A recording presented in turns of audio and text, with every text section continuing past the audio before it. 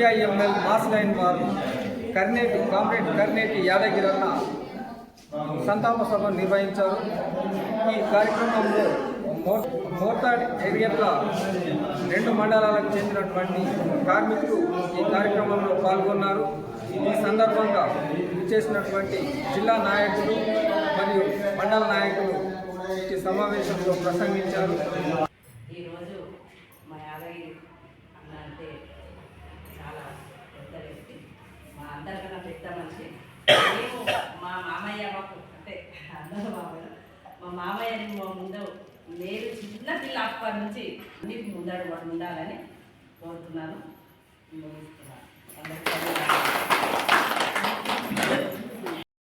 పని చేయటానికి పని, ఉండటానికి ఇల్లు, తినటానికి తిండి, ఈ 3 ప్రతి మనిషికి అవసరం. ఇవి లేకపోతే మనిషి బతకలేడు. కాబట్టి అలాంటి రాజ్యం రావాలా, అలాంటి పరిస్థితులు రావాలా అని చెప్పి కోరుకున్న దాంట్లో యాదగిరన్న మన జిల్లాలో మొదటివాడు. ఎందుకంటే తాను ఎక్కడో నల్గొండ జిల్లాలో పుట్టి ఉద్యోగరీత్యా మన దగ్గరికి వచ్చిండు సర్కార్. మరి తనకు అప్పుడే 6,000 7,000 జీతం. ఎప్పుడు 72 73లో 75 76లో ఉద్యోగాన్ని కాలుతోంది అనేసి ఉద్యమంలోకి వచ్చేసిండు. ఎందుకోసం వచ్చిండు? తన కోసం రాలేదు, ప్రజల కోసం వచ్చిండు. అందుకోసమే అనేక మంది ప్రతిరోజు చచ్చిపోతూ ఉన్నారు. వాళ్ళని నన్ను యాద్ చేస్తామా? ఇవాళ భగత్ సింగ్ను మనం యాద్ చేస్తున్నాం, రాజ్గురును యాద్ చేస్తున్నాం, సుఖదేవుని యాద్ చేస్తున్నాం, అల్లూరు సీతారామరాజుని యాద్ చేస్తున్నాం, చంద్రశేఖర్ ఆజాద్ని యాద్ చేస్తున్నాం. మరి వాళ్ళంతా మనకు ఓళ్ళు చుట్టాలు కాదు. వాళ్ళు ఎక్కడో దేశంలో బ్రిటిష్ వాళ్ళు నిలగొట్టడానికి పోరాటం చేసినటువంటి వ్యక్తులు. ఇక్కడ తినేం చేసిండు?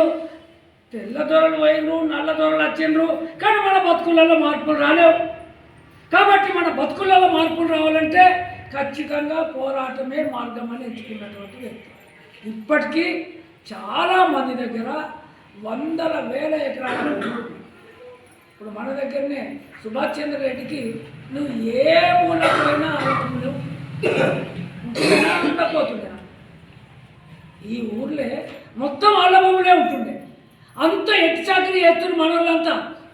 ఇలా మనం వీళ్ళ తలెత్తుకొని తిరుగుతున్నాం, మంచి బట్టలు వేసుకుంటున్నాం అంటే ఈ పార్టీ పుణ్యమే. ఇది ఇంకొక మార్గమే లేదు. ఎందుకంటే కాంగ్రెస్, బీజేపీ, టీడీపీ, టీఆర్ఎస్ వీళ్ళంతా దొంగల పార్టీలు. అవన్నీ ఓట్లు వచ్చినప్పుడే మనం వ్యాధికి వస్తాం, ఓట్లు వచ్చినప్పుడే సమస్యలు వ్యాధికి వస్తాయి, ఓట్లు వచ్చినప్పుడే మనకు డబ్బులు ఇస్తారు, ఓట్లు వేయించుకుంటారు. మళ్ళీ ఓట్లు వచ్చేదాకా మనకు మొక్కలు కాని రావాలి. ఈ పద్ధతులలో వాళ్ళన్నీ కూడా మేము ఒక 10 రూపాయలు ఖర్చు పెడుతున్నామంటే రేపు 1000 రూపాయలు దాని వెనుక సంపాదించాలనే ఆలోచనతోనే ఈ పాలక పార్టీలు అన్నీ పనిచేస్తున్నాయి. నిన్నటిదాకా టీఆర్ఎస్ ఉన్న వాళ్ళంతా ఇలా కాంగ్రెస్ అధికారానికి వచ్చింది, కాంగ్రెస్ లేదు. బీజేపీ కేంద్రంలో అధికారానికి వచ్చింది, బీజేపీలో పోతుంది. కొంగలు ఏడుంటాయి? నీళ్ళు ఉన్న తట కొంగలు ఉంటాయి, బెల్లం ఉన్న తట ఈగలు ఉంటాయి. మన లీడర్లు అందరూ ఎక్కడ ఉంటారు? అధికారం ఎక్కడ ఉంటే అక్కడ పోయి చేస్తారు. ఇప్పుడు కిషన్ ఉన్నాడు, కిషన్ పోవాలంటే వేరే పార్టీలో పోరాలా, మాకు పోవాలంటే పోరాలా? మరి అరుగురు రాజారాం మినిస్టర్గా ఉన్నప్పుడు మమ్మల్ని అరే దేవరాం నువ్వు నక్సలైట్ పార్టీలో తిరిగితే నా ఇచ్చేది పోతుంది, నీకేం కావాలో చెప్పు, ఆ పార్టీని వదిలిపెట్టు అన్నాడు. నేను సావనైనా వస్తా కానీ పార్టీని వదిలిపెట్టు అని చెప్పి అప్పుడు దాదాపు 15 మందిని అరెస్ట్ చేయడం పెట్టించింది. అయినా మేము వెరవలేదు, చంపడానికి ప్రయత్నం చేసినా మేము వెరవలేదు. ఎందుకోసం? ప్రజల బతుకులలో వెలుగులు రావాలా. మేము చదువుకునేటప్పుడు గుడ్డి దీపం పెట్టుకొని చదువుకుంటుంటామే, కానీ ఇవాళ కరెంట్ లైట్లు వచ్చినాయి, ఎక్కడికైనా వచ్చినాయి. మేము మొట్టమొదటి ఉద్యమాన్ని ప్రారంభం చేసినప్పుడు నడుచుకుంటూ తిరుగుతుంటే సైకిళ్ళు కూడా లేవప్పుడు. పరిస్థితి మారుతున్నది కాబట్టి పరిస్థితికి తగ్గట్టుగా మనం కూడా మారాలా. కాబట్టి ప్రజల బతుకులలో కూడా వెలుగులు రావాలంటే పోరాటమే ఒక్కటే ఏకైక మార్గం. ఇంకొక పేరుతో వస్తాడు. మరి ఈ కుల సంఘాలు పెట్టి ఆ కులం వాళ్ళకి ఏమైనా లాభం చేస్తుంటే వాడు మాత్రం లాభపడతాడు, కులం వాళ్ళకి ఏం లాభం. మతం పేరుతో ఎవరైతే అనేక మంది చూస్తా ఉన్నాం, మిగతా వాళ్ళని కూడా. అట్లా కాకుండా ఈ పార్టీ ఎందుకు స్మరించుకుంటుంది? ప్రతి ఇయర్స్ మన సంవత్సరం కాదు, మనం ప్రతిసారి కూడా వాళ్ళని స్మరించుకోవడము అని అంటే ఖచ్చితంగా ఆశయాలను మనం కొనసాగించడం కోసం మీరు అందరూ కూడా ప్రయత్నం చేయాలని చెప్పి ఈ సందర్భంగా విజ్ఞప్తి చేస్తా ఉన్నాం.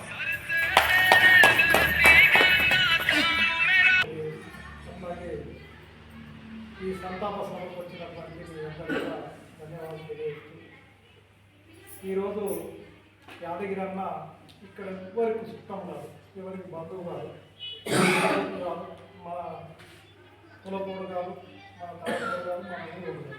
మరి యాదగిరి అన్నను మనం ఎందుకు స్మరించుకోవాలా? ఎందుకు తనకు మా నిన్నలో కూడా మన పెద్దలు చనిపోతే 3 రోజులకు ఒకసారి బూడిద ఎత్తిపోసి ప్రార్థన చేసుకొని పెద్దలలో కలిపేస్తాం. మరి యాదగిరి అమ్మ కోరుకున్నది ఏంటిది? యాదగిరి అమ్మ చేసింది ఏంటిది? దాన్ని ఎన్నుకున్నటువంటి రహస్యం ఏంటిది? ఎందుకు తను ఎంచుకున్నాం? ఈ అట్టడున్న ప్రజలు దోపిడికి గురవుతుండ్రు, ఈ దోపిడి నుంచి వీళ్ళని విముక్తిని చేయాలా అనే విషయాన్ని తనే ఎందుకు ఎంచుకున్నాడు?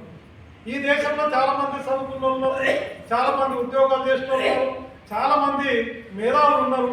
మరి తన ఒక్కడే ఈ ఉద్యమాన్ని, ఈ పేదల గురించి తనెందుకు ఆలోచించిండు అనే విషయాన్ని కూడా మనం కొద్దిగా నెమరు వేసుకుంటే అసలు తను ఎందుకు ఈ ఉద్యమాన్ని ఎంచుకున్నాడంటే, ఏదైతే దోపిడీకి గురవుతున్నటువంటి వర్గాలు ఏవైతే ఉన్నాయో, అట్టడుగుతున్నటువంటి వర్గాలు ఏవైతే ఉన్నాయో, ఆ వర్గాలను ఎందుకు కూడా కట్టుకున్నాడు అనేది మనం చర్చించుకుందాం. ఇంకా మన పెద్దలు కూడా ఇంకా తన గురించి చాలా చెప్పేటోళ్ళం. అందుకే పుట్టినోడు ఎప్పుడైనా 100 సంవత్సరాలు బతికినా, 120 సంవత్సరాలు బతికినా సావకమాన. కానీ తను వచ్చింది ఈ పేదల రాజ్యం రావాలా, పేదోడు కనీసం 3 పూటలు తిండి తినాలా, తనకు ఒక ఇల్లు కావాలా, తనకు కట్టుకోవడానికి బట్ట కావాలా, ఈ దేశంలో అసమానతలు ఉండొద్దు, దోపిడీ చేసిన వాళ్ళు ఉండొద్దు, ఈ దోపిడీ లేని రాజ్యాన్ని నిర్మించుకుందాం. ఆనాడే కనీసం మనం మనుషుల్లాగా బతకగలుగుతామని చెప్పేసి ఆలోచన చేసి తన ప్రభుత్వ ఉద్యోగాన్ని కూడా వదిలిపెట్టి ఈ పేదల కోసము చాలా సంవత్సరాలుగా, దాదాపు 2 దశాబ్దాలుగా జిల్లా కార్యదర్శి ఉండి, ఇంకో 2 దశాబ్దాలుగా రాష్ట్ర సభ్యుడిగా ఉండి ఈ జిల్లాకు నాయకత్వం వహించినటువంటి నాయకుడు తాను చనిపోవడం అంటే తన ఒక వ్యాధి వెంటాడి తనను మనం న్యాయం చేయకుండా అన్యాయం జరగకుండా చూద్దాం అనే దానికోసం మనం కొద్దిగా ఆలోచన చేయాలని చెప్పేసి మన బంధువుల్ని, మన పక్కలను, వాళ్ళని వీళ్ళని కలుపుకొని మన సంఘం అభివృద్ధి కోసం పనిచేసినాడు. తనకు నిజమైన నివాళులు అర్పించినట్టు. లేకపోతే ఇంకా ఇవి మళ్ళీ ఇంటికి పోయి మనం వాళ్ళు బట్టి దీనికి ఫలితం ఉండదు. అందుకే మనం అందరం కూడా తన ఒక్కరు పోరాటం చేసి మమ్మల్ని ఒక కన్న బిడ్డలాగా పెంచుకున్నాం. ఎందుకు ఇలా మనం 2 పిల్లలు అనుకుంటాం, రేపు మనం మూలపడ్డాడు గంది పోతాడు, అవునా కాదు? మనం మూలపడ్డాడు గంది పోతాడు, మన ఆస్తికి వారసుడు అవుతాడు. మనం కూడా తన ఏదైతే కోరుకున్నాడో దానికి మనం వారసుడు, దానికి వారసులమైనాడే నిజమైన నివాళులకు అర్పించినట్టుంటుంది. ఇక్కడికి వెళ్ళి ఇక్కడ వదిలిపెట్ట కాదు. అందుకోసమే మన సమస్యల కోసం నిరంతరం పోరాటం చేసి తన ఆశయం ఏదైతుందో ఆశయాన్ని నిలబెట్టినాడే తనకు నిజమైన నివాళులు తెలియజేస్తూ, తనకు మరోసారి దోహాలు అర్పిస్తూ ఈ అవకాశం ఇచ్చిన మీ అందరూ కూడా ధన్యవాదాలు తెలియజేస్తూ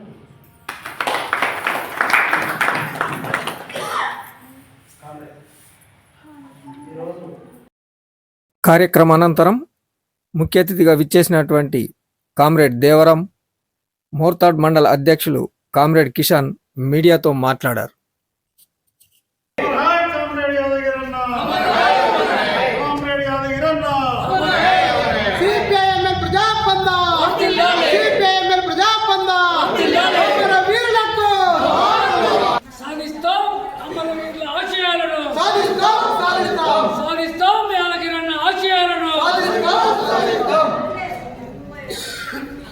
మిత్రులారా, కామ్రేడ్ యాదగిరి అన్న 50 సంవత్సరాలుగా విప్లవోద్యమంలో పనిచేస్తూ ఈ నెల 2వ తారీఖు నాడు తాను పరమవధించారు. ముఖ్యంగా తాను ప్రభుత్వ ఉద్యోగాన్ని వదిలిపెట్టి దేశంలో పేద ప్రజల బతుకుల్లో మార్పులు రావాలని, విప్లవం విజయవంతం కావాలని, ఉన్నోళ్లతో పోటీ పడుతూ లేని వాళ్ళ రాజ్యం తీసుకురావటం కోసమే చివరి కంట వరకు కూడా పోరాటం చేసినటువంటి వ్యక్తి కామ్రేడ్ యాదగిరి అన్న. తన మరణానికి సంబంధించినటువంటి విషయంలో పార్టీ రాష్ట్ర కమిటీ 4 తారీఖు నుంచి 10 తారీఖు వరకు రాష్ట్ర వ్యాప్తంగా సంతాప సభలు జరపాలని చెప్పి పిలుపునిచ్చింది. అందులో భాగంగానే ఈరోజు మోర్తాడు మండల కేంద్రంలో సంతాప సభ నిర్వహించడం జరిగింది.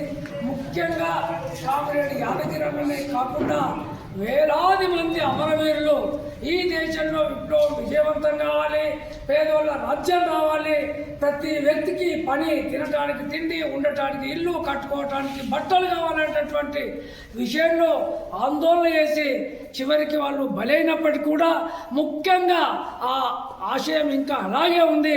దాన్ని సాధించాలంటే, తన ఆశయాన్ని ముందుకు తీసుకుపోవాలంటే సంఘాలను ఇంకా బలోపేతం చేసి పెద్ద ఎత్తున పోరాటాలు నిర్మించినప్పుడు మాత్రమే మనం తన ఆశయాలను ముందుకు తీసుకుపోగలుగుతాం.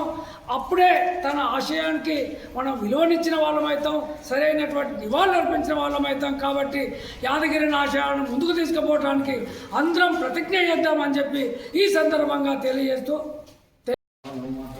కామ్రేడ్స్, ఈ నెల 17వ తారీఖు నాడు కామ్రేడ్ యాదగిరి అన్న సంతాప సభ నిజామాబాద్లో ఉంటుంది.